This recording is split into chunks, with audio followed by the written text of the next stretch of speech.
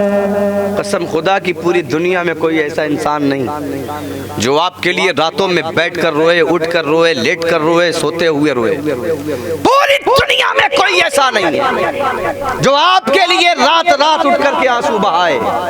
अल्लाह की इज्जत की कसम, आज जिसके नाम की आपने महफिल सजाई है, उनकी जिंदगी का एक एक लम्हा उठा कर देख लो, कोई लम्हा ऐसा नहीं गुजरा कि मेरे मुस्तफा ने हम गुनाहगार उम्मतियों को बुलाया हो। वाह वाह, सुभान अल्लाह, सुभान अल्लाह। सफर में रहे तो आपको याद किया, हमें याद किया।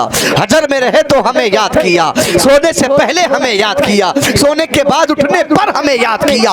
हजरात, खाना खाते वक्त हमें याद फरमा रहे हैं, पीते वक्त हमें याद कर रहे हैं, नमाज में हमें याद कर रहे हैं, खलवत में हमें याद कर रहे हैं, जलवत में हमें याद कर रहे हैं। और हद तो ये है जब अपने रब से मिलने गए तो उस मुलाकात में भी हमें याद करते हुए नजर आ रहे हैं। वाह वाह वाह, सुभान अल्लाह, सुभान अल्लाह। मुलाकात में भी हमें याद करते हुए नजर आ रहे हैं। अब क्या कहता है शायर, सुनिए, मुलाहिदा फरमाए। हुजूर जब गए लामका गए तो हुजूर अलैहिस्सलातु वस्सलाम ने हमें याद किया, हमें याद किया। और जब हमें याद किया तो अल्लाह रब्बे कायनात ने हमें नमाज का तोहफा दिया कि महबूब, जब तुम अपने उम्मतियों को याद ही कर रहे हो तो लो, अपने उम्मतियों के लिए हमारी तरफ से एक तोहफा ले जाओ। सुभान अल्लाह, सुभान अल्लाह। नमाज का तोहफा मिला, ये अल्लाह का दिया हुआ तोहफा है। मियाँ, हम जो तोहफा देते हैं वो चंद दिनों में खराब हो जाता है, उससे हमें कोई खास फायदा नहीं मिलता है। लेकिन अल्लाह ने जो तोहफा दिया है, अगर उस तोहफे को हम सीने से लगा लें तो खुदा की इज्जत की कसम हम भी चमकदार हो जाएंगे, हमारी कब्रें भी चमकदार हो जाएंगी। वाह वाह, सुभान अल्लाह, सुभान अल्लाह, सुभान अल्लाह। वो तोहफा अल्लाह का तो दिया हुआ तोहफा है। और ऐसा तोहफा है कि बीमारी भगा देता है, ऐसा तोहफा है परेशानी भगा देता है, ऐसा तोहफा है गरीबी भगा देता है, ऐसा तोहफा है लड़ाई झगड़ा भगा देता है। कौन सा तोहफा? नमाज का। जिनके घरों में नमाज पढ़ी जाती है बरकत आती है, जिनके घरों में नमाज पढ़ी जाती है दौलत आती है, जिनके घरों में नमाज पढ़ी जाती है उनके घरों में अच्छी औरत बहू बन करके आती है, जिनके घरों में नमाज की पाबंदियां होती हैं अल्लाह के फरिश्तों का नुज़ूल होता है। और खुदा की इज्जत की कसम, जिनके घरों में नमाज की पाबंदियां होती हैं अल्लाह रब्बे कायनात उनके लिए रिज़्क़ के दरवाजे खोल देता है। सुभान अल्लाह। एक तोहफा दिया और उसके साथ इतनी चीजें जोड़ दी। आप अगर अल्लाह रब्बे कायनात के इस दिए हुए तोहफे को सीने से लगा लेते हैं तो याद रखिए, दुनिया भी रोशन, आखिरत भी रोशन, कब्र भी रोशन, हश्र भी रोशन। अल्लाह जानता है, अल्लाह को मालूम है कि मेरे बंदे गुनाहगार हैं, इसलिए अल्लाह ने ऐसा तोहफा दिया कि मेरा बंदा जब मेरी बारगाह में झुके तो उसके गुनाहों की गठरी जमीन पर गिर जाए। जब फरिश्ते उठाकर दोबारा उसके सर पे रखना चाहे तो मैं फरमा दूंगा, ए फरिश्तों, इस गठरी को अब इसके सर पर मत रखो, ये मेरी बारगाह में झुक चुका है। इस झुकने की वजह से मैंने इसके सारे गुनाहों की मग़फ़िरत फरमा दी। वाह वाह वाह, सुभान अल्लाह, सुभान अल्लाह। वाह, सारे गुनाह माफ कर दिए, सुभान अल्लाह, है ना। तो अल्लाह ने ऐसा तोहफा दिया है। हुजूर हर जगह याद फरमाते हैं, हर मौके पर याद फरमाते हैं, हर मकाम पर याद फरमाते हैं। कोई ऐसी जगह नहीं, कोई ऐसा मकाम नहीं जहाँ हुजूर ने हमें याद न फरमाया हो। अल्लाह से मिलने गए तो उस मुलाकात के दरमियान हम और आप किसी से मिलने जाते हैं तो अपने घर वालों को भूल जाते हैं, रिश्तेदारों को भूल जाते हैं। तो दूर दराज के रिश्तेदारों को कौन याद रखता है? हम जब किसी से अपनी रिश्तेदारी बनाने जाते हैं, अपने रिश्ते में कुर्बत पैदा करने जाते हैं, जब और करीब होने जाते हैं तो जानते हैं हम ऐसे वक्त में, ऐसी सिचुएशन में सबको भुला देते हैं। लेकिन कसम खुदा की, मेरा नबी कितना करीम नबी है, मेरा नबी कितना रहीम नबी है कि उसने एक पल के लिए भी हमें भुलाया नहीं। हर वक्त, हर लम्हा, पूरी जिंदगी हमें याद फरमाते रहे। और किस अंदाज में याद फरमाते रहे, मुलाहिदा फरमाएं। न जीना याद आता है, न मरना याद आता है, अगर कुछ याद आता है, आईना याद आता। और ऊंचा बोलिए, अगर कुछ याद आता है, मदीना याद आता है। हुजूरे रब गमे उम्मत में अंजुम रोज उठ उठ कर। सुभान अल्लाह। हम और आप सो जाते हैं तो बगल में माँ कराहती रहती है, दर्द से पैर दर्द कर रहा है लेकिन हमारी आंख नहीं खुलती, हम सोते रहते हैं। बोलो सही है ना? और ऊपर से अगर आंख खुल भी जाती तो हम चिल्ला के माँ को डांटने लगते हैं, अरे चुप रहो यार, अम्मी कितना चिल्लाती रहती हो, कितना कहारती रहती हो, आराम से शांति से सो जाओ, एकदम नींद खराब कर दिया। ये हमारा अपना मिजाज है। लेकिन सुनिए, इस कायनात में कोई ऐसा नहीं जो रात में उठ उठ कर हुजूर के अल्लाह के हुजूर रो रो करके हमारी बख्शिश की दुआएं करता है। सुभान अल्लाह। हमारा सुभान सोना अल्लाह। अलग है, हुजूर का सोना अलग है। मेरे आका अलैहिस्सलातु वस्सलाम रात में उठते हैं, रात की तन्हाई में जब दुनिया सो चुकी होती है, जब दुनिया चैन और सुकून की नींद की आगोश में जा चुकी होती है, जब दुनिया आराम चाह रही होती है, जब आराम के कंबल में आराम ले रही होती है, और इस ठंड में भी, चाहे गर्मी में, चाहे बारिश में, किसी भी मौसम में हुजूर रात में उठते हैं। और रात में जब दुनिया सो रही होती है, चैन ले रही होती है, आराम ले रही होती है, ऐसी कंडीशन में अल्लाह के हबीब अलैहिस्सलातु वस्सलाम मुसल्ला बिछाते हैं, अल्लाह की बारगाह में इबादत करते हैं, और उसके बाद हाथ उठाकर अपने गुनाहगार उम्मतियों के लिए, अपनी गुनाहगार उम्मत के लिए, अपने तमाम गुनाहगार आसियों के लिए, उम्मतियों के लिए रब की बारगाह में दुआ करते हैं, या रब्बे हबली उम्मती, या रब्बे हबली उम्मती, या रब्बे हबली उम्मती। ए अल्लाह, मेरी गुनाहगार उम्मत को मेरे हवाले कर दे। हज़रात गिरामी, आप बताइए कि आपने हुजूर के लिए क्या किया है? आपने कौन सा तीर मारा है? आपने क्या किया है अपने आका के लिए? आप ठीक से आका की सुन्नतें भी अदा नहीं करना जानते, हुजूर अलैहिस्सलातु वस्सलाम के मिशन के बारे में ठीक से नहीं जानते। मक्के की सरजमीन पर आज से 1500 साल पहले जो दाई हलीमा की गोद में खेला, उस रसूलुल्लाह के मिशन को किस तरह से फैलाया जाए ये नहीं जानते। नमाज क्या चीज है हम ठीक से ये नहीं जानते, रोजा क्या चीज है हमें ठीक से ये नहीं पता है, ज़कात क्या है हमें ये ठीक से मालूम नहीं है, हमें तवाफ़े काबा किस अंदाज में करना चाहिए हमें ये तक नहीं मालूम है, अरकाने हज कैसे अदा करने हैं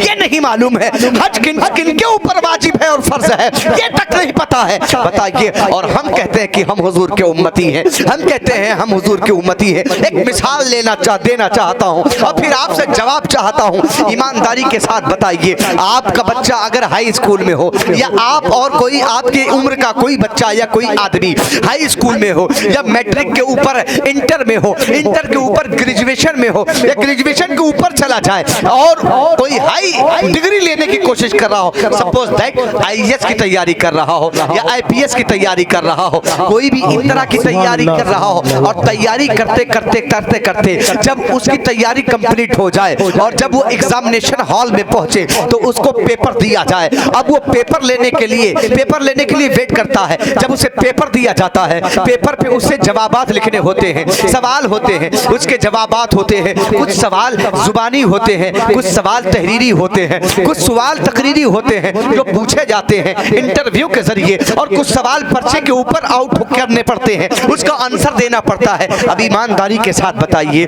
आईपीएस की तैयारी आप कर रहे हैं, या आपका बच्चा कर रहा है, या मैं कर रहा हूं, या कारी गुलाम साबिर साहब कबिला कर रहे हो, या आईपीएस की तैयारी कर रहे हो, या आईएएस की तैयारी कर रहे हो, ईमानदारी से बताइए, अगर ये तैयारी नहीं करेंगे तो पर्चे में क्या जवाब लिखेंगे? अगर ये तैयारी नहीं करेंगे तो वहां पर जब इंटरव्यू करने के लिए बड़े बड़े अफसरान बैठेंगे इंटरव्यू लेने के लिए, तो उस कंडीशन में ये क्या जवाब देंगे? हज़रात गिरामी, मैं चाहता हूं कि आप इसका जवाब दें, तो जवाब ये होगा आपकी तरफ से। अगर आपकी तरफ से मैं जवाब देता हूं तो जवाब ये है, अल्लाह की कसम, जब तक के तैयारी नहीं करेगा एग्जाम में पास नहीं होगा। बोलो सही कह रहा हूं कि नहीं कह रहा हूं? एग्जाम में पास नहीं होगा, मतलब ये साफ है कि किसी भी इम्तिहान में कामयाबी के लिए आपको उस इम्तिहान की तैयारी की जरूरत है, आपको उस मामलात में तैयारी की जरूरत है। ईमानदारी के साथ बताइए, हमने बड़ी आसानी से कह दिया कि हम मुसलमान हैं, मगर हमारे पास तैयारी क्या है? हमारे पास चेहरा मुसलमानों वाला नहीं है, हम अपने आप को मुसलमान कहते हैं, हमारे पास मुसलमान होने की सर्टिफिकेट क्या है? हमारे चेहरे पे दाढ़ी नहीं है, हमारे सर पे टोपी नहीं है,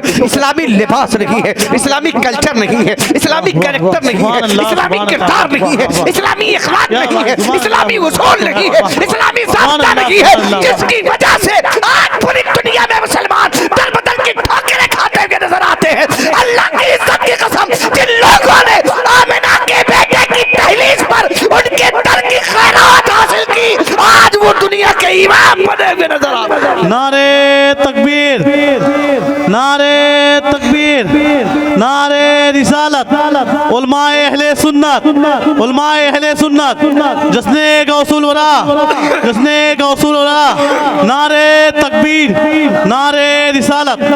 सुभान अल्लाह, सुभान अल्लाह। मिसाल आपको देना चाहता हूँ, आज हालात कैसे हो गए।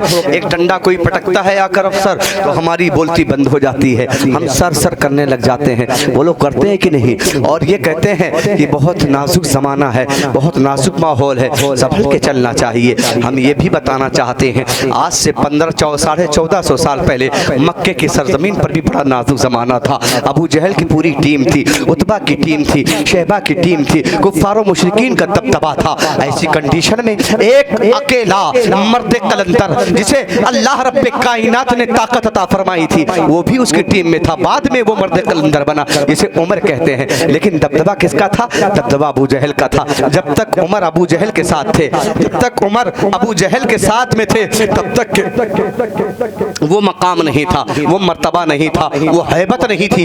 अल्लाह अकबर कबीरा। लेकिन जो ही हुजूर की गुलामी में आए, तवज्जो चाहता हूँ, जैसे ही हुजूर की गुलामी में आए, आका करीम की गुलामी में आए, अबू जहल की फौज एक तरफ, अबू जहल का लश्कर एक तरफ, अबू जहल की सेना एक तरफ। अकेले उमर कहते हैं, है किसी के अंदर दम तो आकर मोहम्मद अरबी के लाए हुए दीन के सामने रुकावट बन सके।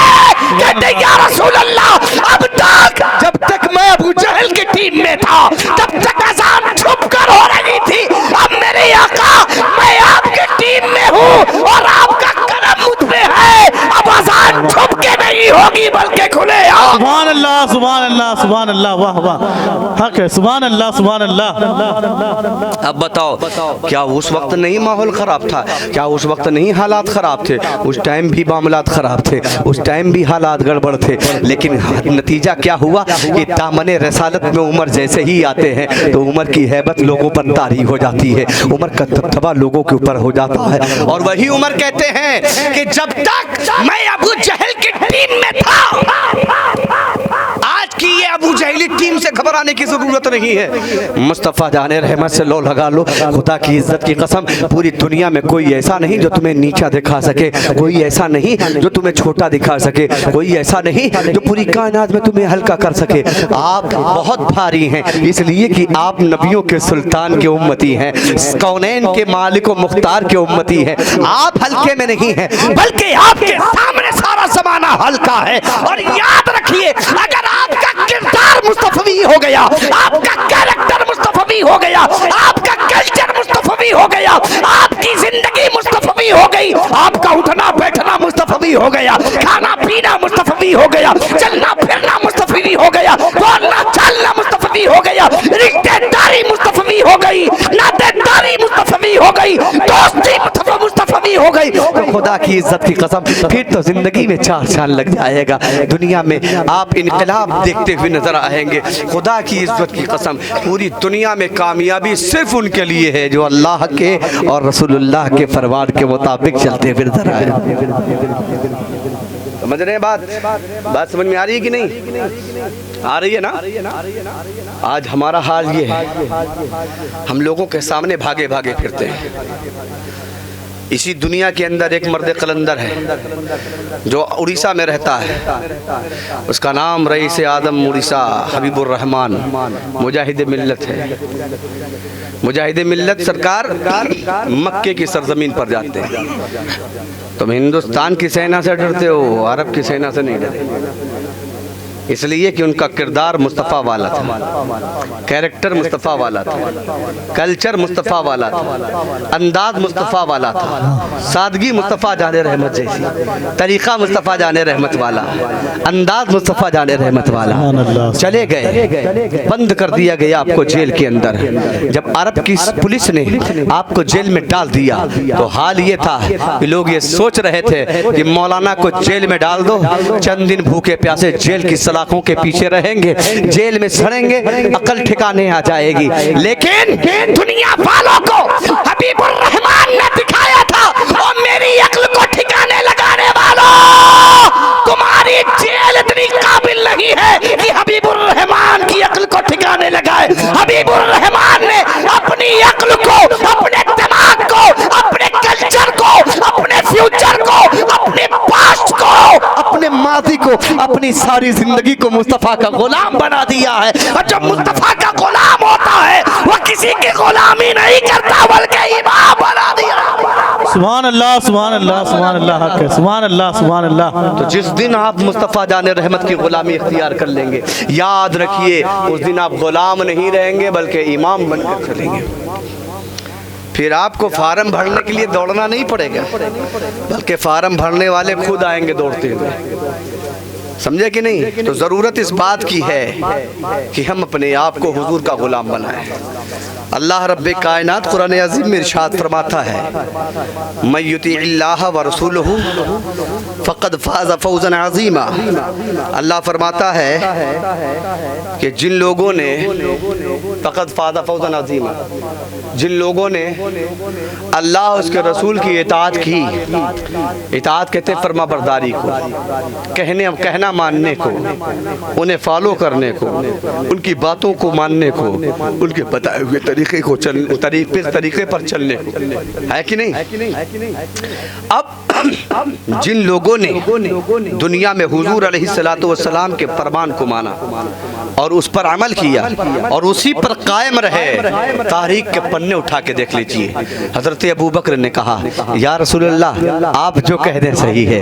आज अबू बकर का नाम चल रहा है, पूरी दुनिया में अबू बकर का नाम लिया जा रहा है। हजरत उमर हुजूर के पास आए, या रसूलल्लाह आप जो कहें वो सच है, इसलिए कि आप सच्चे हैं, आपका दीन सच्चा है, आपका कलाम सच्चा है, आपकी बातें सच्ची है, आपका रब सच्चा है, रब से आपका रिश्ता सच्चा है, आप जो कहेंगे सच्ची कहेंगे, सच के सिवा कुछ ना कहेंगे। या रसूल अल्लाह आपसे ज्यादा कोई अच्छा नहीं है। हजरात गिरामी, यही बात नहीं बल्कि अली भी आते हैं, उस्मान भी आते हैं, तलहा भी आते हैं, जुबैर भी आते हैं, अब्दुल्ला भी आते हैं, बिलाल भी आते हैं, हंजला भी आते हैं। 1,24,000 कम पेश सहाबाए किराम नबी कौनैन के दस्ते अक़दस पर ईमान लाते हैं।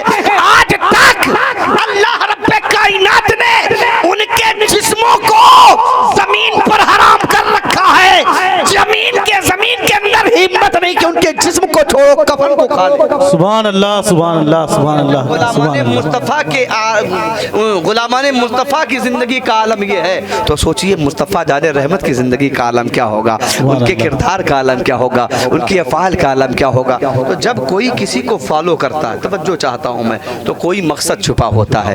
हजरात हम चाहते हैं, देखिए आजकल यूट्यूबर लोग चलते हैं, यूट्यूबर लोग को देख रहे हैं ना, यूट्यूब चैनल जो चलाते हैं, जो लोग इंस्टाग्राम चलाते हैं, फेसबुक चलाते हैं, तो आजकल हर आदमी का मिशन बन गया है कि हम बहुत ज़्यादा वायरल हो जाए, है कि नहीं? बोलिए सही है ना? हर कोई ये चाहता है कि हम वायरल हो जाएं। शायर साहब चाहते हैं हम वायरल हो जाएं, खतीब साहब चाहते हैं हम वायरल हो जाएं, नकीब साहब चाहते हैं हम वायरल हो जाएं, है ना?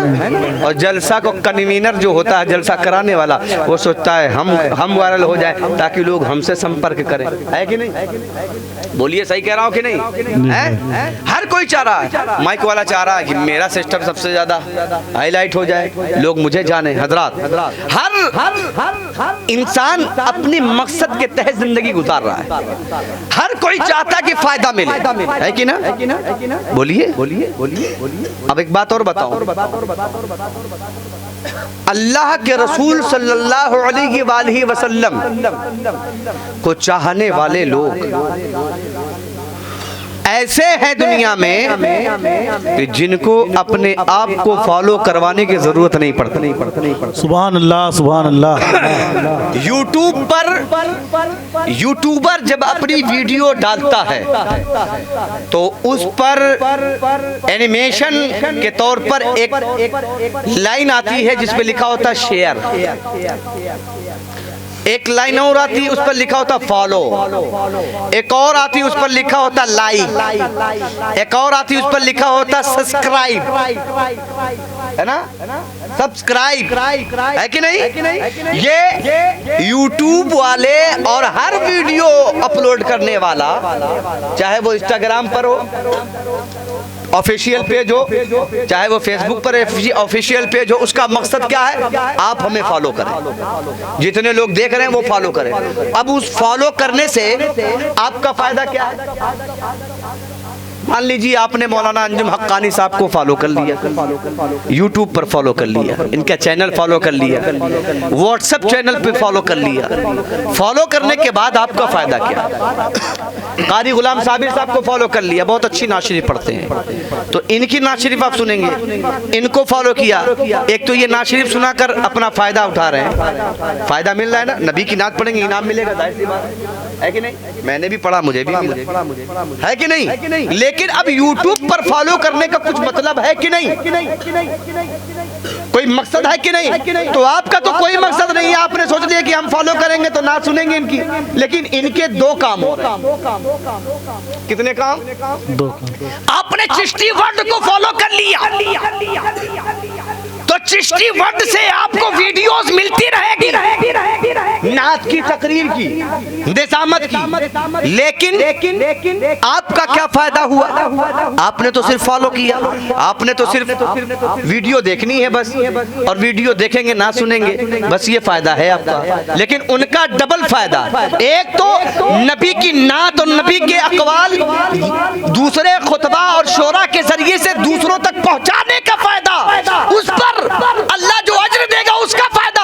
और दूसरा फायदा ये है कि यूट्यूब से कमाई भी, तवज्जो है ना, यूट्यूब से कमाई भी होगी। हजरात आपने जब दुनिया को फॉलो किया तो दुनिया की फॉलोइंग का मामला ये है कि चंद पैसे या चंद सिक्के मिले। जिन लोगों ने मुस्तफा को फॉलो किया, अल्लाह ने उन्हें दुनिया में अमीर भी बनाया और जन्नत का भी अमीर बना दिया। सुभान अल्लाह। नारे तकबीर, नारे रिसालत, उलमाए अहले सुन्नत, उलमाए अहले सुन्नत, जिसने गौसुल उरा, जिसने गौसुल उरा, नारे तकबीर, नारे रिसालत, उन्हें जन्नत का भी अमीर बना दिया। तो हमें सबसे ज्यादा फॉलो कैसे करना चाहिए, अल्लाह के रसूल को।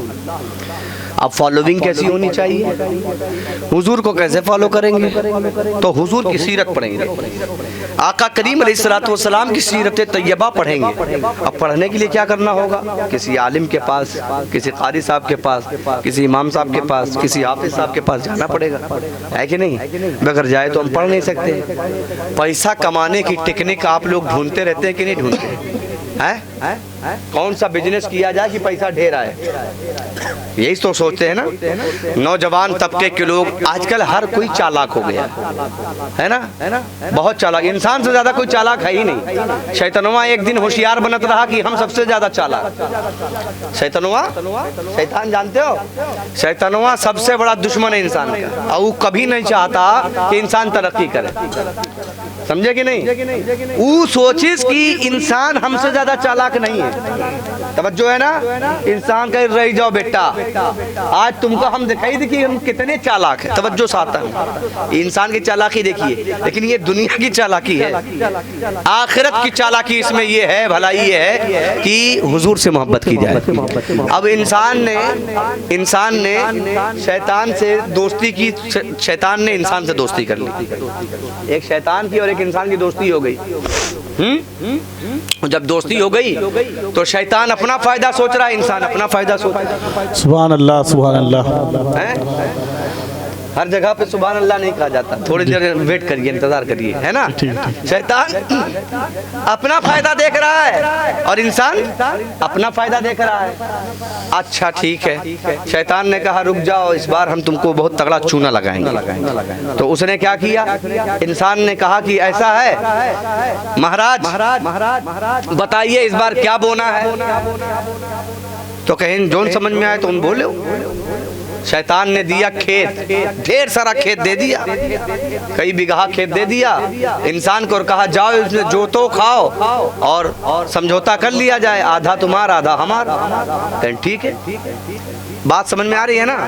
आपके अंदाज में इसलिए समझा रहा हूँ, देहाती लैंग्वेज इसलिए यूज कर रहा हूँ, और अपने आप के लबो लहजे में इसलिए बातें कर रहा हूँ ताकि बात जल्दी समझ में आए, है कि नहीं? जल्दी समझाने के लिए कई तरीके के पैटर्न इख्तियार करने पड़ते हैं। बस ये समझ लीजिए कि मैं आपको मदीने तक ले जाना चाहता हूँ और मदीने से मोहब्बत करने का फायदा बताना चाहता हूँ, लेकिन आप समझिए।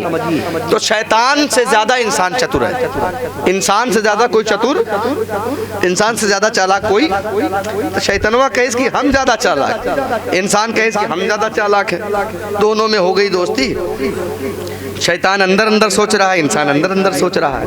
ये दोनों सोचते सोचते इन लोगों ने सोचा कि अब करेंगे क्या? तो कहा कि ऐसा है, पहले समझौता कर लो कि तुम क्या लोगे हम क्या लेंगे। तो कहने लगे अच्छा ठीक है, कोई बात नहीं, तुरंत समझौता कर लेते हैं। कहा अच्छा ठीक है, ये बताओ कि इतना खेत हमने तुमको दे दिया, शैतान ने कहा अब तुम इसमें क्या बोने वाले हो? तो आप जो कह देंगे वो दिया जाएगा उसमें। तो कहने पहले तो ये तय कर लो कि आधिया कैसे हुई है, बंटवारा कैसे हुई है चीज का। कहने एक काम करो कि इस बार जो फसल बोए हो उस फसल के अंदर ऊपर का सब तुम्हारा और नीचे का हमरा। समझे कौन कही? शैतानवा। शैतान ने कहा कि ऊपर का सारा माल हमारा है और नीचे का, इंसान से कहा नीचे का हमारा और ऊपर तुम ले जाना। कहा ठीक है। अब इंसान ने जाकर खेत के अंदर उसने बो दिया गेहूं, और गेहूं ऊपर होता है कि नहीं? गेहूं बो दिया। अब गेहूं बोने के बाद जब गेहूं तैयार हो गया, तैयार होने के बाद जब गेहूं पूरा काट वाट लिया, उसकी बालियां सब काट ली, अब सिर्फ भूसा बचा जो उसके अंदर खड़ा था, पूरा भूसा ऊपर ऊपर से बाली सब कटवा दी, और कटवाने के बाद उसको सब अंदर रख दिया। आया शैतान के पास, कहा महाराज चलिए आप भी अपना हिस्सा ले लीजिए। तो उसने कहा अच्छा क्या बोए थे? तो कहा चलिए। तो जब गया पूरा खेत एकदम लहलहा रहा था, भरा भरा दिख रहा था। कह रहे ये तो खेत बड़ा शानदार नजर आ रहा है, बोए क्या हो? कहें इसमें बोए थे गेहूं। कहें गेहूं कहाँ है? कहें उसे आपका काम मतलब उसे तो आपको कोई टेंशन है नहीं, पहले समझौता है गोरा कि ऊपर का तुहरा है नीचे का हमरा है, तो नीचे वाला तू ले लो, ऊपर वाला हम लेके चले गए। कहने अरे बाबू ये बताओ कि बोए क्या रहे हो? कहने वो मैं गेहूं बोए का, गेहूं का है ऊपर होता है, उसका हम ले गए, घास फूस तू ले जा, घास फूस तुम ले जा। अरे बाप रे बाप, ये तो हम का चूना लगा गया। तो कहा ठीक है। अब उस शैतान ने फिर दिमाग लगाया, कहा अच्छा इस बार ऊपर नीचे दोनों हमरा, ठीक है? तो कहने हैं ऊपर नीचे दोनों हमरा। कहें ठीक है कोई बात नहीं। गए इस बार, और जाने के बाद फौरन इन्होंने मक्का बो दिया, मकई। बात समझ में आ रही है ना? 5 मिनट, बस 5 मिनट दीजिए। मक्का बो दिया, और उसके बाद जब मकई तैयार हो गई, बाली भुट्टा तैयार हो गई, तो तैयार होने के बाद सब तोड़ तोड़ करके ले जाके रख दिया। तो तोड़ के जब रख लिया तो गया शैतान के पास, कहने लगा गुरुजी चलिए आप भी अपना हिस्सा ले लीजिए। कहा बोए क्या थे? कहीं उसे तुम्हें क्या मतलब है? तू कह रहे हो ऊपर नीचे सब हमरा, तो ऊपर से नीचे तक सब एकदम लहलहा रहा, हरा भरा है, ले जाओ। कहीं बोए क्या थे? कहा मकई बोए थे। कहा कहीं बीच में होते, उसके बारे में कोई बात नहीं भाई, रोका तोड़ के हम ले गए। कहीं तो बड़ा खतरनाक आदमी से पाला पड़ गया है? तो कहना अच्छा ठीक है, इस बार सुनो ऊपर नीचे, ऊपर नीचे कुछ नहीं, इस बार जितना ऊपर से नीचे तक दिखे सब हमारा। तो ऊपर से नीचे तक जितना दिखे सब हमारा।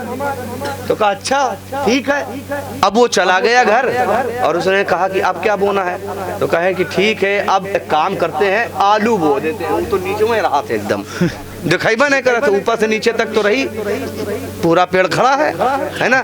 कहीं जब तैयार हुआ तो नीचे नीचे सारा आलू खोद के निकाल लिया। निकालने के बाद कहा गुरुजी चलिए आप भी ले लीजिए। कहीं क्या बोए थे भैया? तो कहीं बोए थे आलू। कहीं अलुआ कहाँ है? कहीं वो तो एकदम जमीन के अंदर होता है। आपसे ऊपर नीचे तक के बात भई रही, ऊपर से नीचे तक देखो पेड़ पूरा एकदम जगमग जगमग करत है। सारा ले जाओ पत्ता भूसा और यही सब तुम्हारे काम आई है। हमरे जो हिस्से का हम ले गए, कहीं तुरे हिस्से का रहा, कहीं तो जमीन के अंदर रहा। ओके कोनो बातें नहीं भई रही, तो वो हमारा हिस्सा रहा, ये तुरा हिस्सा ले जाओ। चैतनवा सर पकड़ के बैठ गया, कहते रे बाप रे बाप, अगर ऐसे चली तो ये तो पूरा तबाह बर्बाद कर देंगे। भैया जाओ खेतों तुहार और जितनी फसल बो तो सब तुहार, हमसे आज से बात तुहार दोस्ती न हो पाई। समझे कि नहीं? तो ये दुनिया की दोस्ती है। दुनिया में सिर्फ वक्ती फायदा होता है, लेकिन याद रखिए हुजूर से अगर मोहब्बत करेंगे, हुजूर की सुन्नत से दोस्ती करेंगे, हुजूर के किरदार से दोस्ती करेंगे, हुजूर के फरमान से दोस्ती करेंगे, हुजूर के इस्लाम से दोस्ती करेंगे, हुजूर के लाए कुरान से दोस्ती करेंगे, हुजूर की लाई नमाज से दोस्ती करेंगे, हुजूर की लाई शरीयत से दोस्ती करेंगे, तो खुदा की इज्जत की कसम दुनिया में भी लाजवाब, दुनिया में भी फायदा, दुनिया के अंदर भी दौलत है, दुनिया के अंदर भी इज्जत है, दुनिया के अंदर भी शोहरत है, और आखिरत में भी एक मकाम होगा, आखिरत में भी मर्तबा होगा। यहाँ भी फल मिलेगा, वहाँ भी मिलेगा। सुभान अल्लाह, सुभान अल्लाह। यहाँ भी फल मिलेगा, वहाँ भी फल मिलेगा, है ना?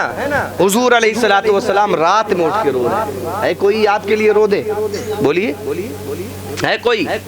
आज तक कोई रोया है आपके लिए रात में? इतनी रात में बताओ कोई है रोने वाला? हमारा हाल ये है कि हमारे रिश्तेदार पड़ोस में अगर हमारा अपना भाई ही क्यों ना रहता हो, हमारी तबीयत खराब होती है तो भाई तक पूछने नहीं आता। बोलो आता जल्दी पूछने है? बोलो। लेकिन हुजूर अलैहिस्सलातु वस्सलाम हम पैदा तक नहीं थे, हमारे बाप दादा तक नहीं पैदा थे, हमारे लकड़ दादा पकड़ दादा जकड़ दादा एक को नहीं पैदा भय रहे, तब हुजूर उससे पहले आज से 1450 साल पहले हुजूर रात में उठ कर हमारे लिए आंसू बहा रहे हैं। अल्लाह अकबर, रो रहे हैं और रो के रब की बारगाह में अर्ज़ कर दे, मौला अपने फजल से मेरी उम्मत को मेरे हवाले कर दे। हुजूर अलैहिस्सलातु वस्सलाम जब रोते हैं, दुआएं करते हैं, तो अल्लाह रब्बे कायनात की मशीयत जोश में आती है। अल्लाह फरमाता महबूब टेंशन मत लो, वला सौफा युअतीका रब्बुका फतरदा, अन करीब हम तुम्हें इतना देंगे कि तुम राजी हो जाओ। सुभान अल्लाह। अल्लाह देता है तो फिर कमी नहीं रहती, बंदे के देने पे कमी हो सकती है। एक बंदा आपको 10, 20, 50 हजार, लाख, 2 लाख, 20 लाख, 50 लाख, करोड़, 2 करोड़, 10 करोड़, 20 करोड़ दे दे, वो खत्म हो जाएगा। लेकिन जब अल्लाह नवाजेगा तो मरते दम तक खत्म नहीं होगा। सुभान अल्लाह। तो अल्लाह की नवाजिशात चाहिए, अल्लाह के खजाने से चाहिए, तो उसके लिए जरूरत इस बात की है कि अपने दिल का रिश्ता मुस्तफ़ा की चौखट से जोड़ लिया जाए, आका करीम अलैहिस्सलातु वस्सलाम की सीरत से जोड़ लिया जाए। हुजूर की सीरत से जोड़ लेंगे तो दुनिया भी लाजवाब होगी, आखिरत भी लाजवाब होगी। अंजुम मक्कानी साहब मक्ते में कहते हैं, क्या कहते हैं? न जीना याद आता है, न मरना याद आता है, अगर कुछ याद आता है मदीना याद आता है। और हुजूरे रब गमे उम्मत में अंजुम रोज उठ कर, हुजूरे रब गमे उम्मत में अंजुम रोज उठ कर, रसूलुल्लाह का रातों में रोना याद आता है, रसूलुल्लाह का रातों में रोना याद आता है। आपको पता है कि आपकी जिंदगी क्या चीज है? आपको मालूम है कि आपका वजूद आपके लिए क्या संकेत दे रहा है? आपको कभी गौर व फिक्र करने की कोशिश की आपने कि आपको क्या संकेत मिल रहा है? आपकी बॉडी से, आपके जिस्म से क्या मैसेज मिल रहा है? आपने कभी नहीं गौर किया ना? कभी गौर किया? आप अपने हाथ पर गौर करें। हाथ, ये हाथ देख रहे हैं ना? हाथ देख रहे ना? ए बाबू इधर देखिए, हाथ इधर भी और इधर भी, दोनों तरफ से देखिए। तो आपके दोनों हाथ में देख रहे हैं अल्लाह बना हुआ है। अल्लाह आपके दोनों हाथ में है कि नहीं? बोलिए। नहीं समझ में आ रहा है? देखिए ऐसे देखिए, ये अलिफ, ये पहला अलिफ, दूसरा लाम, तीसरा ये भी लाम, ये पहला लाम, ये दूसरा लाम, ये अलिफ है ना। और फिर ये इस तरीके से ये तीसरा लाम हो गया और ये तीसरा लाम हुआ, फिर ये लटका है, ये लटका हुआ है बन गया। ठीक है ना? इधर से भी अल्लाह, इधर से भी अल्लाह। बोलो है कि नहीं? है? अब आप बताओ ईमानदारी के साथ, इस हाथ से किसी को सताओगे, अल्लाह देख रहा है कि नहीं देख रहा है? बताओ। इस हाथ से किसी को बिला वजह मारोगे तो अल्लाह देख रहा है कि नहीं देख रहा है? इस हाथ से चोरी करोगे तो अल्लाह देख रहा है कि नहीं देख रहा है? इस हाथ से किसी को इशारा करोगे, फलाना जा रहा है, उसकी बुराई करोगे, अल्लाह देख रहा है कि नहीं देख रहा है? बोलो देख रहा है ना? देख रहा है? अल्लाह देख रहा है ना? दिख रहा है ना? अल्लाह देख रहा है हमें, हर वक्त अल्लाह देख रहा है, हर सेकंड अल्लाह देख रहा है। हम चोरी करें अल्लाह देख रहा है, हम चमारी करें अल्लाह देख रहा है, हम ज़िना करें अल्लाह देख रहा है, हम अय्याशी करें अल्लाह देख रहा है। इंसान गुनाहों का पुतला है, इंसान गुनाहों से जुड़ा हुआ है, मगर इंसान अगर गुनाह करके अल्लाह की बारगाह में तौबा करता है, याद रखिए, इंसान गुनाह करने के बाद अपने आप को, अपने दिल को मैला कर लेता है, लेकिन जब उसको दिल में एहसास पैदा होता है तो वो अल्लाह की बारगाह में तौबा करता है। जब तौबा करता है तो अल्लाह तबारक व तआला फिर उसे पाक और साफ और शफाफ कर देता है, उसके दिल की मैलो कुचैल को साफ कर देता है। और इसलिए साफ कर देता है कि मेरा बंदा मुझसे माफी मांग रहा है, मुझसे डर रहा है। अल्लाह के खौफ से डर कर जब कोई बंदा माफी मांगता है, ये अल्लाह मुझसे गलती हो गई, अल्लाह रब्बे कायनात फरिश्तों से कहता है, देख रहे हो मेरा बंदा कैसे मेरी बारगाह में शर्मिंदा हो रहा है, फरिश्तों गवाह हो जाओ, मैंने इसके सारे गुनाहों को माफ कर दिया। आला हजरत अज़ीम बरकत फादिल बरेलवी अलैहि रहमत व रिज़वान के साहबजादे हजरत मुफ्ती आदम हिंद अलैहि रहमा अपने नातिया दीवान में लिखते हैं, नाम खुदा है हाथ में, नाम नबी है ज़ात में। देखिए तकरीर हम ऐसी कर सकते हैं कि आप लोगों को बेकाबू कर दे नारा लगाने, लेकिन कुछ बातें ऐसी होती हैं जो दिल में उतरनी चाहिए। बातें जब दिल में उतरती हैं तब इंसान अमल में लाता है, और जब अमल में लाता है तब उसकी ज़िंदगी में बदलाव आता है, चेंजिंग आती है कि नहीं? और चेंजिंग लाने के लिए तूफान उठाने की जरूरत नहीं है, संजीदगी से बात करने की जरूरत है कि नहीं? किसी से गुस्से में जाकर ये क्या कर रहा है, तो वो आपके ऊपर और गुस्सा हो जाएगा। और अगर आप प्यार से उससे बात करेंगे, बाबू ऐसा नहीं करते, है कि नहीं? मोहब्बत से बात करेंगे, संजीदगी से बात करेंगे, तो वो आपकी बात की इज्जत रखेगा, आपकी इज्जत रखेगा, है ना? है कि नहीं? तो इसी तरीके से जब गुफ्तगू की जाए तो गुफ्तगू के अंदर भी नरमी हो, मिठास हो, प्यार हो, मोहब्बत हो, चाशनी हो। और जब ये बातें इस अंदाज में की जाती हैं तो फिर इंसान के जहन पर उतरती हैं। याद रखिए, अल्लाह के रसूल सल्लल्लाहु अलैहि वसल्लम ने अपनी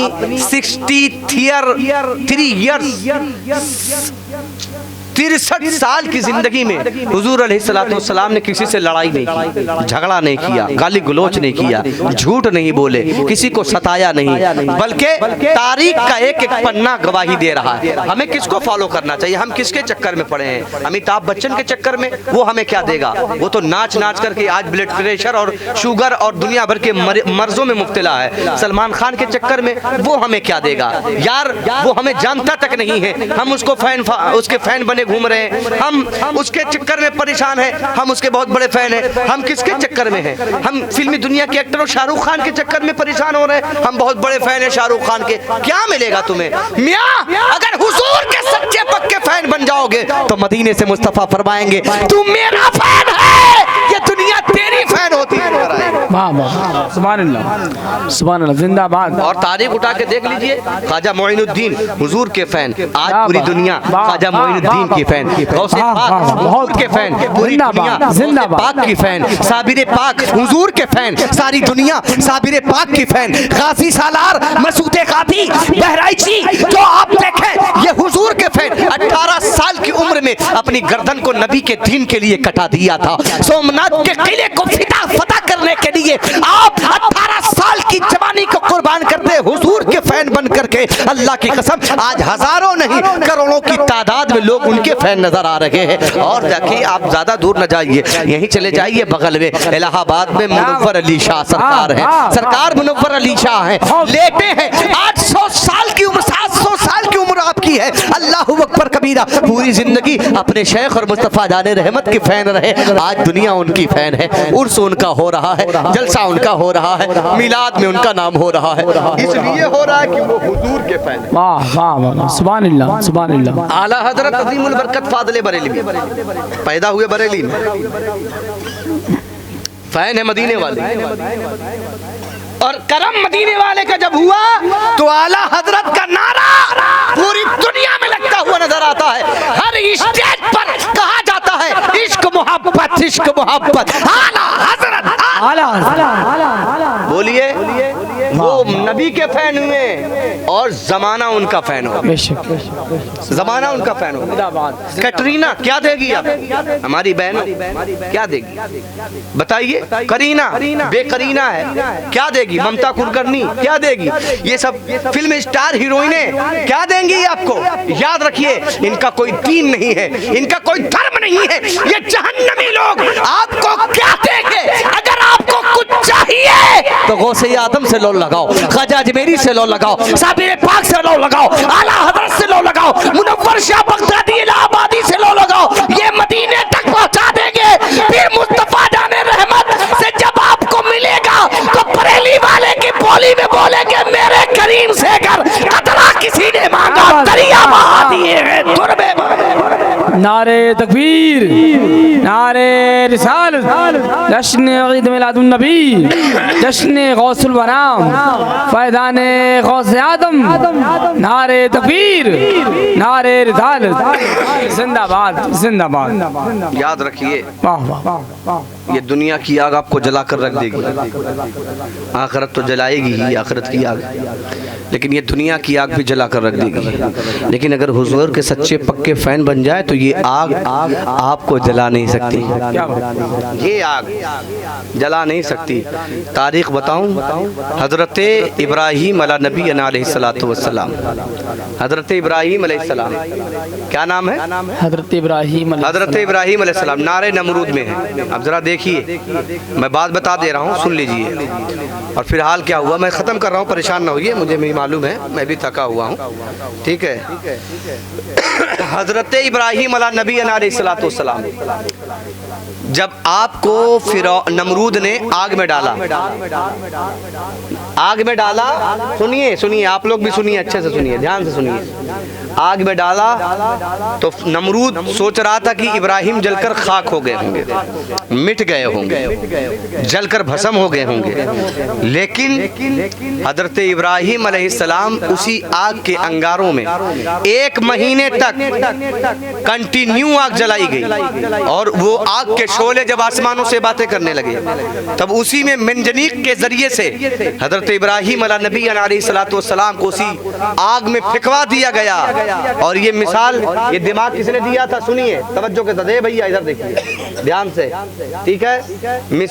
ये दिमाग किसने दिया था कि इतनी भयानक आग जल रही है, इसके करीब अगर इब्राहिम अलैहिस्सलाम को लेके जाके अगर आग में डालोगे तो खुद ही चेहरा झुलस जाएगा, हाथ पैर जल के भस्म हो जाएगा, है, चर्बी दिखने लगेगी, हालत खराब हो जाएगी, है कि नहीं? तो कौन दिमाग दिया? कर शैतानों आया था, इब्लीस आया, और फिरौन को, नमरूद को उसने दिमाग दिया, ये काम कर। मैंने जन्नत में देखा, जहन्नम में देखा है कि जहन्नमी लोगों को एक मंजनीक होता है, जैसे आपने गुलेल देखा होगा, गुलेल, गुलेल देखा ना, देखा ना, गुलेल देखे ना बाबू?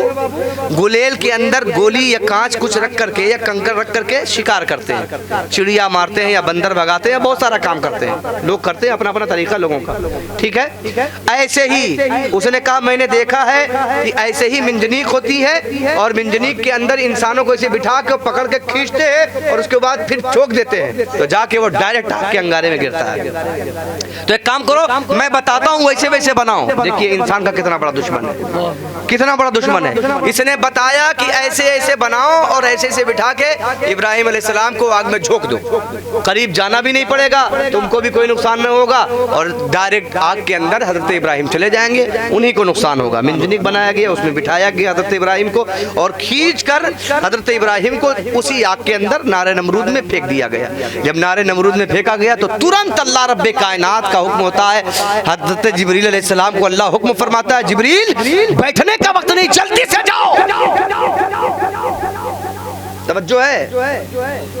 हजरत जिब्रील आते हैं, पूछते हैं इब्राहिम अलैहिस्सलाम, ए अल्लाह के खलील आपको कोई हाजत हो जल्दी बताइए, बताइए आपको कोई मुझसे काम हो तो मैं कुछ कर सकता हूँ आपके लिए अगर आप कहें तो हजरत इब्राहिम अला नबी अलैहिस्सलाम फरमाते हैं, जिब्रील देखता है वो मेरा रब्बे जलील, आग में पड़ता है अब उसका खलील, मैंने डायरेक्ट अपना रिश्ता अपने रब से मजबूत रखा है, अल्लाह देख रहा है कि मैं आग में हूँ, मुझे तुम्हारी जरूरत नहीं। जिब्रील जिसने मुझे पैदा किया है वो मुझे देख रहा है, जिसकी अब तक इबादतें करता रहा वो मुझे देख रहा है, जिसके दीन की तबलीग करता रहा वो मुझे देख रहा है, जिसके बताए हुए फरमान पर अमल करता रहा वो मुझे देख रहा है, जिसके ऐलान पर मैं लब्बैक कहता रहा, जिसके फरमान पर मैं लब्बैक कहता रहा वो मुझे देख रहा है। अल्लाह रब्बे कायनात ने फौरन आग को हुक्म दिया, आग से कहा ए आग सलामती के साथ ठंडी हो जाए इब्राहिम पर। आग ठंडी हो गई और सारे अंगारे फूल बन गए। नमरूद की बिटिया देखत रही, कौन देख रही थी बोलो?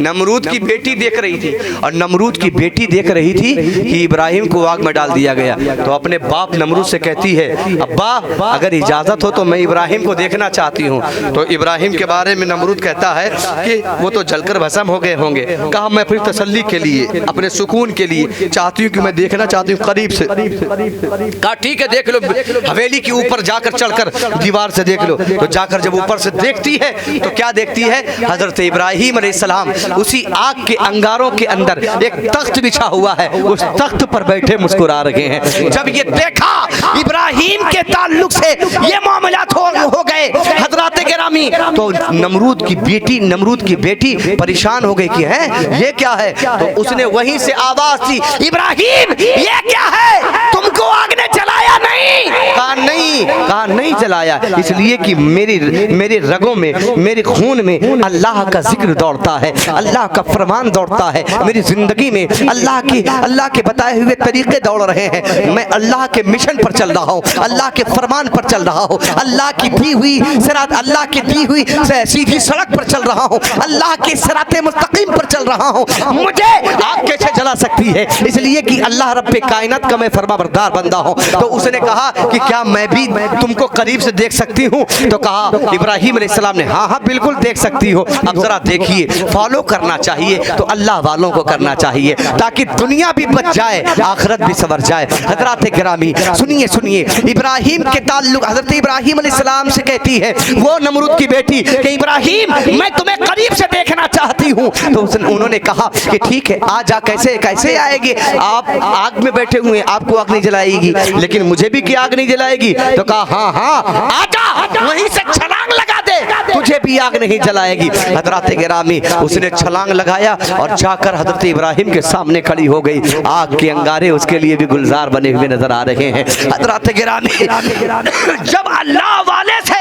आपके दिल में मोहब्बत पैदा हो जाती है तो हाल ये होता है कि जब अल्लाह वाला आग पर चलेगा और आप उसके मिशन पर चलेंगे, उसके साथ साथ चलेंगे, तो आग उसको जैसे नहीं जलाएगी, ऐसे ही उसके मिशन पर चलने की वजह से आपको भी नहीं जलाएगी। हजरात वो नमरूद की बेटी कहती है, नमरूद तो चाह रहा था कि इस्लाम को मिटा दिया जाए, इस्लाम को खत्म कर दिया जाए, दीन को मिटा दिया जाए, नमरूद चाह रहा था, लेकिन अल्लाह चाह रहा है कि ए नमरूद तेरी मर्जी नहीं चलेगी, मर्जी चलेगी तो रब्बुल आलमीन की चलेगी। अल्लाह की मंशा, अल्लाह का फरमान होता है कि अब नमरूदियत नहीं बल्कि इब्राहिमियत चलेगी। अब आतिशबाजी नहीं चलेगी बल्कि अल्लाह का दीन चलेगा, अल्लाह का फरमान चलेगा, अल्लाह के बताए हुए तरीके पर चलने वाला इब्राहिम चलेगा। हजरात, इब्राहिम अला नबी अलैहिस्सलातु वस्सलाम के पास जब नमरूद की बेटी पहुंचती है तो गुलो गुलजार में देखती है कि आग के अंगारे नहीं बल्कि फूल बने हुए हैं और उस पर फूलों पर हजरत इब्राहिम बैठे हुए। कहा ये कैसे हुआ? कहा ये मेरे रब का फजल है, उसके फजल से हुआ।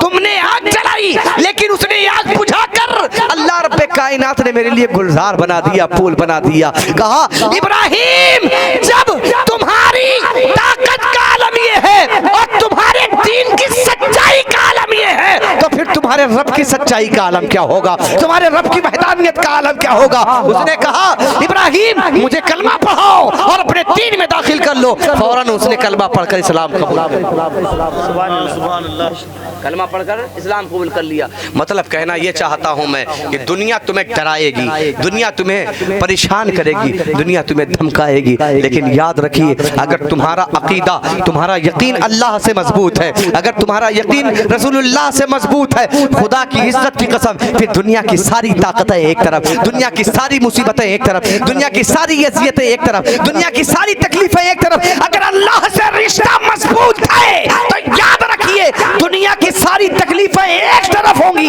अल्लाह तबारक व तआला सारी मुसीबतों से तुम्हें आजाद, सारी मुसीबतों से आजाद कर देगा। याद रखिए क्योंकि अल्लाह रब्बे कायनात ने खुद फरमाया है कि जिसने अल्लाह उसके रसूल की फरमाबरदारी की वो कामयाब हो गया। फ़क़द फ़ाज़ा फ़ौज़न अज़ीमा, तहक़ीक़ की बहुत ज़्यादा कामयाब, बहुत ज़्यादा कामयाब। बोलिए है सही है कि नहीं? बोलिए बोलिए। हुजूर दुनिया में तशरीफ लाए, हुजूर का मिशन जिंदा है ना? बोलिए। अबू जहल आया मुकाबले में, कोई नाम लेने वाला है कोई नाम लेने वाला? और आगे बढ़िए। इमाम हुसैन आए मैदान करबला में, सर काट दिया गया इमाम हुसैन का, नोके नेज़ा पर रखा गया।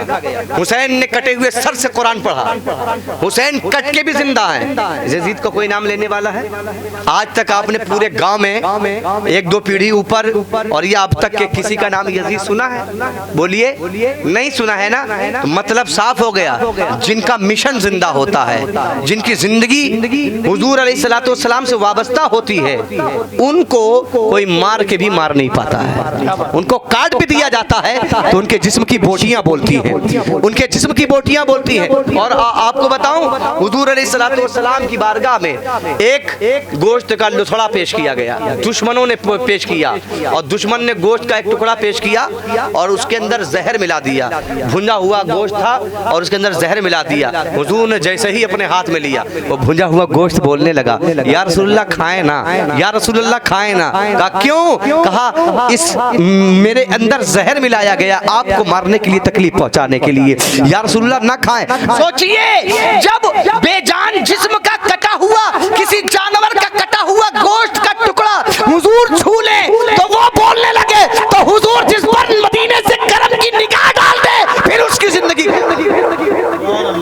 जिंदगी का आलम क्या होगा। इसलिए ज़रूरत इस बात की है कि अपने आप को हुजूर का गुलाम बनाइए, अपने मिजाज को, अपने जहन को, अपने दिमाग को, अपने दिल को, अपने हाथ और पैर को, अपने वजूद को, पूरे जिस्म को हुजूर का गुलाम बनाइए। और गुलाम कैसे बनाएंगे आप बताएं?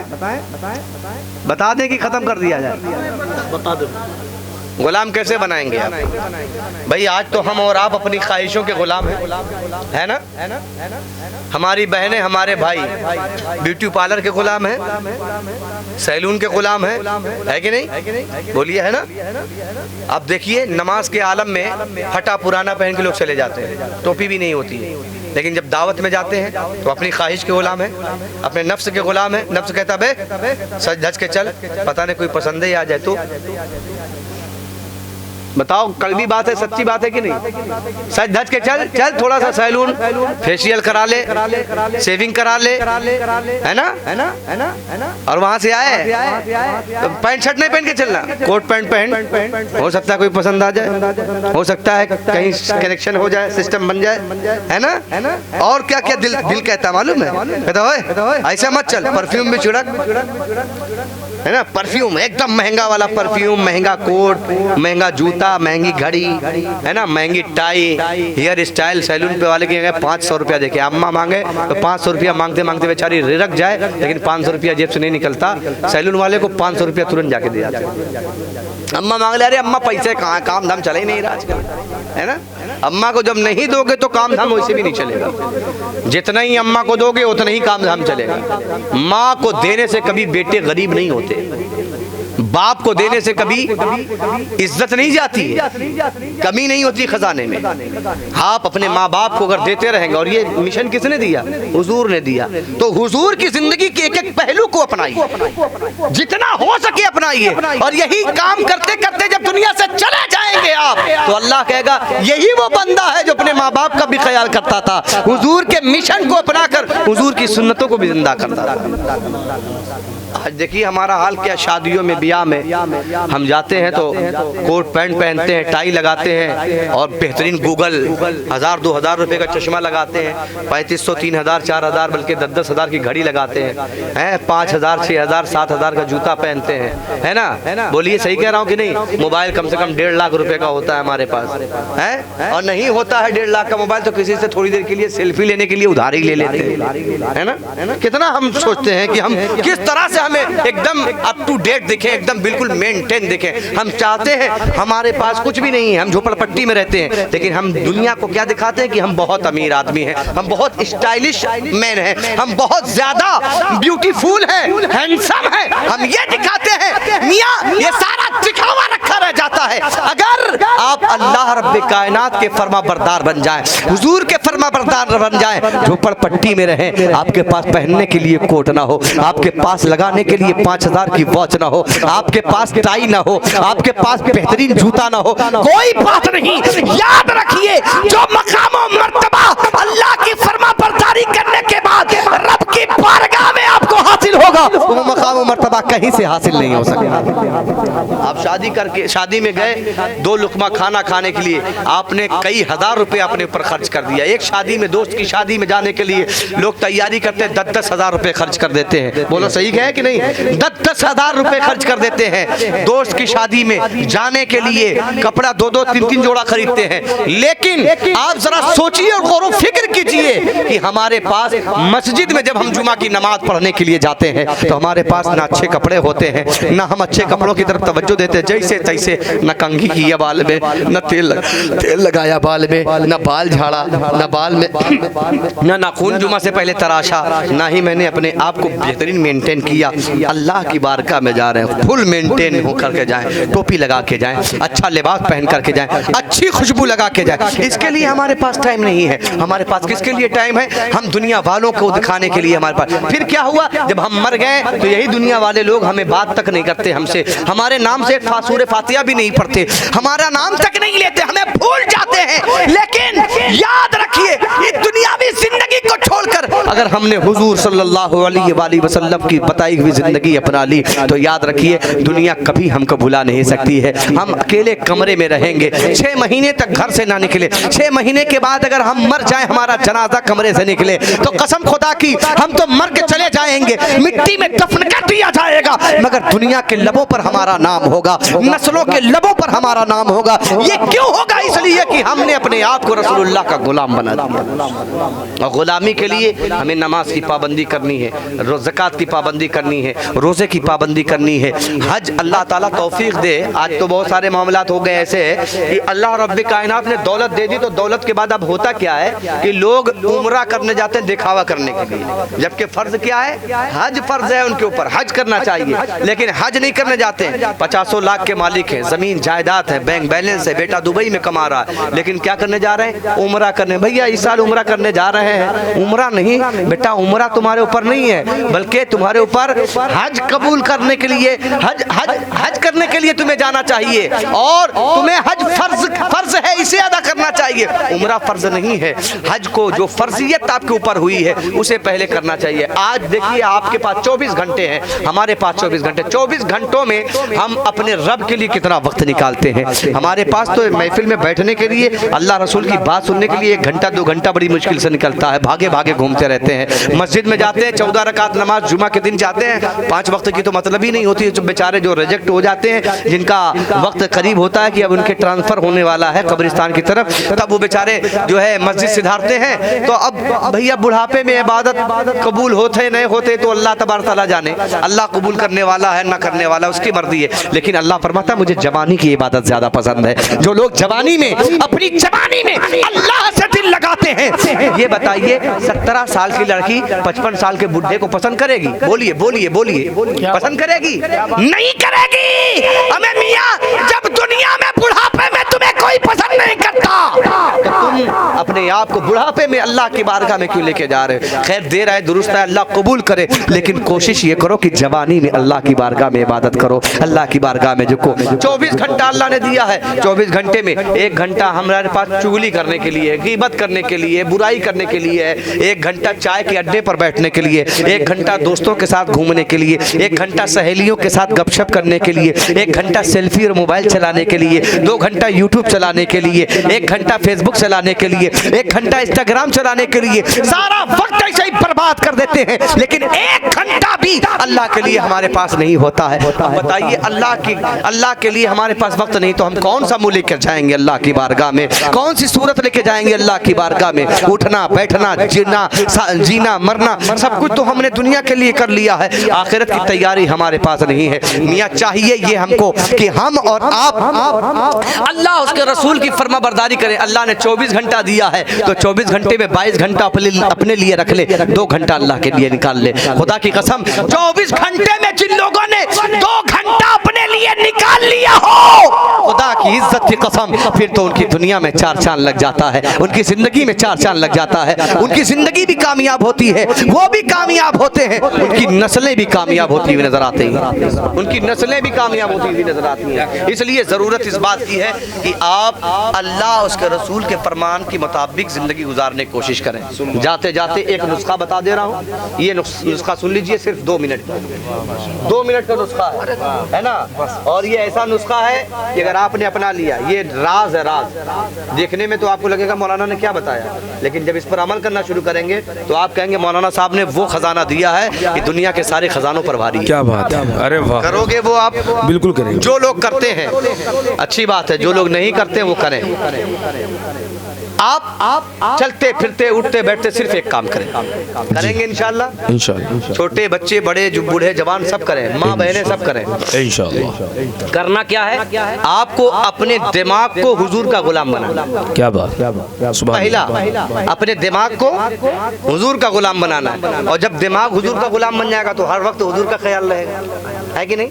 जैसे मजनू था तो उसको हर वक्त लैला का ख्याल था, है ना? जी जी। और कुछ सुझबे नहीं करे, कौन आदमी नमाज पढ़ रहा है, कौन आदमी क्या कर रहा है, उसको कोई मतलब नहीं। बस हाय लैला दे लैला ले लैला दे लैला दे लैला, लैला के अलावा कुछ समझे में। ऐसे आजकल के कुछ मजनू टहलते रहते हैं, इंस्टाग्राम पे लैला ढूंढ रहे हैं, यूट्यूब पे लैला ढूंढ रहे हैं, फेसबुक पे लैला ढूंढ रहे हैं, व्हाट्सएप पे लैला ढूंढ रहे हैं, राउंड नंबर लगा लगा के लैला ढूंढ रहे हैं, लैला मिले ही नहीं,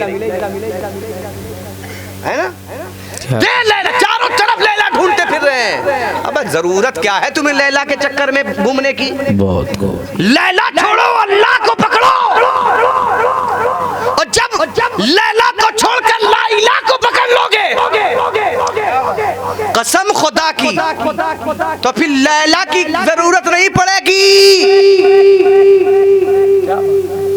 पूरी दुनिया के लिए आप तवज्जो का मरकज बन जाएंगे। लैला छोड़ो, ला इलाहा पकड़ो, और जब अल्लाह को पकड़ लोगे तो अल्लाह अपने बंदे के खाने का इंतजाम करता है, पीने का इंतजाम करता है, सांसों का इंतजाम उसने किया, जीने का इंतजाम उसने किया, सोने का इंतजाम उसने किया, तो लैला का भी इंतजाम वही करेगा। क्या बात है। तो लैला के पीछे मत भागो, अल्लाह के पीछे भागो, अल्लाह के फरमान के पीछे भागो, समझे कि नहीं? और जब अल्लाह तबारक व तआला के फरमान को पकड़ लोगे तो फिर किसी की जरूरत नहीं पड़ेगी, दुनिया खुद आपके पीछे पीछे। सुभान अल्लाह। समझे कि नहीं? हाय हाय हाय। 2 मिनट का नुस्खा सुन लीजिए ताकि लैला के चक्कर में, और हाँ बहनें भी सुने, आपको किसी मजनू को तलाशने की जरूरत नहीं है। वो आज कहते हैं मैं सिर्फ मैं कोई और दूसरा ना हो, तो दिमाग में अगर चाहती हूँ कोई दूसरा ना हो तो अपने दिमाग में अल्लाह को रखो, अपने दिल में अल्लाह को रखो, अपनी सोच में अल्लाह को रखो, अपनी फिक्र में अल्लाह को रखो। खुदा की इज्जत की कसम, फिर जो तुम्हारा बनकर आएगा वो अपने दिमाग में तुम्हें रखेगा, अपने दिल में तुम्हें रखेगा, अपनी सोच में तुम्हें रखेगा, अपनी फिक्र में तुम्हें रखेगा। पहले तुम अपने आप को अल्लाह के लिए कुर्बान कर दो, फिर अल्लाह जो तुम्हें अता करेगा वो सिर्फ तुम्हारा होगा, फकत तुम्हारा होगा। क्या बात, वाह अब वाह। करना क्या है? अपने दिमाग को और अपने दिल को अल्लाह का गुलाम बनाना। कैसे बनाओगे? आप सुबह उठे, सुबह से शुरू करना है आपको। कैसे करना? शाम तक, सोने तक करना है। और फिर उठने के बाद वही सुबह से आप जितने भी काम करते हैं, जितने भी काम करते हैं, तो आप अपने नफ्स से बातें करेंगे। नफ्स है ना, नफ्स हमारा जो गुनाह करवाता है, गुनाह करने पे उकसाता है, गलतियां करने पे उकसाता है, गाली गलौज करने पे उकसाता है, चुगली गीबत करने पे उकसाता है ना, है ना, है ना। आप इससे बात करेंगे, इससे किससे? नफ्स से अपने। ओए सुबह उठे थे हुजूर? हाँ उठे थे, ठीक, हम भी उठ गए। अब सुबह उठने के बाद आप क्या करते हैं? सबसे पहले आप हाजत के लिए जाते हैं या ब्रश करने के लिए आगे बढ़ते हैं? यही तो है तरीका।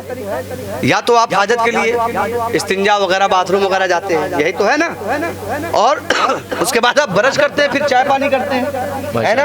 अब आपको करना क्या है? सुनिए, आप हर पहलू पर, हर कदम पर, हर मिनट, हर सेकंड पर और हर काम पर आपको बस यही कहना है। आप निकले, हुजूर इस्तिंजा करने जाते थे? बताओ, अपने नफ्स से पूछो, बताओ, अपने नफ्स से पूछिए, अपने दिल से, अपने नफ्स से पूछिए, हुजूर इस्तिंजा करने गए थे? तो ये बोलेगा हाँ, अंदर से आवाज आएगी हाँ गए थे, हुजूर इस्तिंजा करने गए थे इसलिए मैं भी जाऊं। तवज्जो है ना, अपने माइंड को हुजूर का गुलाम बनाना है। जब इस्तिंजा खाने के करीब पहुंच जाएं, फिर पूछे रुके, हुजूर ने दुआ पढ़ी थी? अंदर से बोलेगा हाँ पढ़ी थी, और हुजूर ने दुआ पढ़ी थी तो मैं भी पढ़ूंगा। दुआ पढ़कर बैतुल खला के लिए जाए, बाहर निकले, बाहर निकलने के बाद साफ करें अपने आप को। अब खाने की हाजत हो रही है, ठीक है, खाने की हाजत हो रही है, तो खाना खाने से पहले हाथ धुलेंगे ना, कि बगैर हाथ धुले खा लेंगे? हाथ धुल के खाएंगे ना, है? इंसान है, जानवर तो है नहीं जी। तो हाथ धुलने के लिए आप जैसे ही नल पर जाएं या बेसिन पर जाएं तो रुके, हुजूर ने हाथ धुला था खाना खाने से पहले? तो अंदर से आवाज आएगी हाँ धुला था। तेरी औकात नहीं है कि तुझे धुला जाए, लेकिन हुजूर ने धुला था तो इसलिए मैं भी धुलूंगा। ये ऐसा नुस्खा है कसम खुदा की, अगर आपने इस पर अमल कर लिया, थोड़ा ही सही, पूरा ना हो सका थोड़ा थोड़ा करिए, कोशिश कीजिए। फिर उसके बाद खाना खाने के लिए जब बैठिए तो खाना खाने से पहले दस्तरखान बिछाना है, तो इससे पूछे दस्तरखान बिछाया था हुजूर ने? बताओ। तो हुजूर ये जब अंदर से बोले कि हाँ हुजूर ने दस्तरखान बिछाया था, तो सुन्नत रसूल है दस्तरखान बिछाना, दस्तरखान लगाना, है ना। तो कहिए हुजूर ने दस्तरखान लगाया था तो हम भी दस्तरखान लगाएंगे। दस्तरखान लगा दिया, अब खाना खाने की बारी है। तो अब जैसे खाना खाने के लिए आप हाथ बढ़ा रहे हैं ना, तो हाथ बढ़ाने से पहले रुकिए, बता अल्लाह के रसूल सल्लल्लाहु अलैहि वसल्लम ने खाना खाने से पहले दुआ पढ़ा था? आप हल्के में ले रहे हैं इस बात को। वली बन जाएंगे, वली, कसम खुदा की वली बन जाएंगे। क्या बात, कसम खुदा की गारंटी लेता अंजुम रज़ा हक्कानी, वली बन जाएंगे अगर आप अमल कर लें। चंद दिनों में आपके अंदर जिंदगी में वो बदलाव आएगा, वो इनकलाब आएगा कि दुनिया देखेगी कि ये बंदा क्या था और क्या हो गया। पूछिए उससे, हुजूर ने दुआ पढ़ी थी? हाँ दुआ पढ़ी थी। बिस्मिल्लाहिर्रहमानिर्रहीम आप पढ़िए, उसके बाद लुकमा उठाइए, खाने लगी। जैसे खाने से पहले फिर पूछिए हुजूर ने खाना खाया था? जाहिर सी बात है, हुजूर इंसान ही लिबादे में आए तो खाना तो खाया ही, है ना? पूछिए हुजूर ने खाना खाया था, बोल। तो जब आपका दिल, आपका नफ्स अंदर से बोले हाँ हुजूर ने खाया था, तो कहा सुन, तेरी औकात नहीं कि तू खाना खाए, हुजूर ने खाया था इसलिए मैं खा रहा हूँ। और जब इस तरीके से आप अपने नफ्स को मारने पर आमादा हो जाएंगे, फिर खाना खाइए। खाना खाने के बाद पानी उठाइए जब पीने के लिए, ले पानी पिया था हुजूर ने, पानी पिया था हुजूर ने, तो अंदर से बोलेगा हाँ पिया था हुजूर ने। ये अंदर से आवाज़ आएगी आपके अंदर, दिल बोलेगा, आपका नफ्स बोलेगा हाँ पिया था पिया था पिया था। तो जब लगे कि हाँ अंदर से आवाज़ आ रही पिया था, ठीक, तेरी औकात नहीं कि तू पानी पिए। नफ्स को भूखा प्यासा रखने से वो आपके कंट्रोल में होता है। उससे कहिए तेरी औकात नहीं कि तू पानी पिए, हुजूर ने पानी पिया था इसलिए पानी पीने जा रहा हूँ, मैं भी पानी पीऊंगा। क्या बात, ठीक है। अब आइए जी, खाना खाने के बाद बिजनेस के लिए, कारोबार के लिए निकल रहे हैं, तो अब माँ बहनें भी ऐसा ही करें। हाँ, माँ बहनें क्या करें? हजरत आयशा को फॉलो करें। हजरत आयशा ने दुआ पढ़ी थी, हाँ पढ़ी थी, तो हम भी पढ़ेंगे। हुजूर ने दुआ पढ़ी थी, हाँ हम भी पढ़ेंगे। ठीक, अब कारोबार करने के लिए जा रहे हैं, आप बिजनेस के लिए जा रहे हैं, दुकान पे जा रहे हैं, तो हुजूर ने तिजारत की थी, बोल, हुजूर ने तिजारत की थी, तो अंदर से बोलेगा हाँ हुजूर ने तिजारत की थी। तेरी औकात तू तिजारत करेगा? अपने नफ्स से कहिए तेरी औकात की तू तिजारत करेगा? हुजूर ने तिजारत की है इसलिए मैं तिजारत कर रहा हूँ। जब पैसा कमा लीजिए और पैसा हाथ में आए, तो पैसा पाने के बाद कहिए पैसा तो आ गया है, अब इसको हुजूर ने दीन के लिए खर्च किया था, ये कहेगा हाँ खर्च किया था, तो आप भी दीन के लिए थोड़ा बहुत खर्च कर दीजिए, है कि नहीं? फिर जब शाम को लौट कर आइए, घर पे दरवाजे पर पहुंचिए, हुजूर ने दरवाजे पर पहुंचकर सलाम किया था, बोल, तो जवाब देगा नफ्स, कहेगा हाँ हाँ सलाम किया था, तो आप दरवाजे खोलिए, दरवाजे को, और कहिए अस्सलामु अलैका या अय्युहन नबी, नबी पर सलाम भेजिए, अस्सलामु अलैकुम व रहमतुल्लाहि व बरकातुहू। बीवी सामने हो तो बीवी से कहिए अस्सलामु अलैकुम व रहमतुल्लाहि व बरकातुहू। और घर में घुस जाइए, और घर में जब खाना खानी है वही कंडीशन, जब लेटने जाइए बिस्तर पर, तो बिस्तर पर बैठने से पहले ही पूछिए हुजूर ने बिस्तर लगाया था? जी हाँ लगाया था, ठीक हम भी लगाएंगे। अब बिस्तर झाड़ कर हुजूर ने लगाया था, तो बिस्तर को झाड़िए और इससे पूछिए कि हुजूर ने बिस्तर को झाड़ा था? बिस्तर को झाड़ने का तरीका भी हुजूर ने बताया। क्यों? क्योंकि बिच्छू हो सकता है, सांप हो सकता है, कोई जानवर हो सकता है, कीड़ा हो सकता है जो आपको तकलीफ पहुंचाए। हुजूर ने फरमाया झाड़ कर बिस्तर को बिछाया जाए। हजरात, फिर उसके बाद आप बिस्तर पर लेटने लगिए, तो लेटने से पहले पूछिए बताना हुजूर लेटे थे? तो जवाब देगा हाँ हुजूर लेटे थे। कहा तेरी औकात नहीं कि तू आराम करे, सुन हुजूर आराम किए थे इसलिए मैं भी आराम करूंगा। इस तरीके से हर काम पर, हर पहलू पर, अम्मी से मुलाकात करिए, हुजूर ने अम्मी के कदम चूमे थे, हाँ मैं भी चूमूंगा।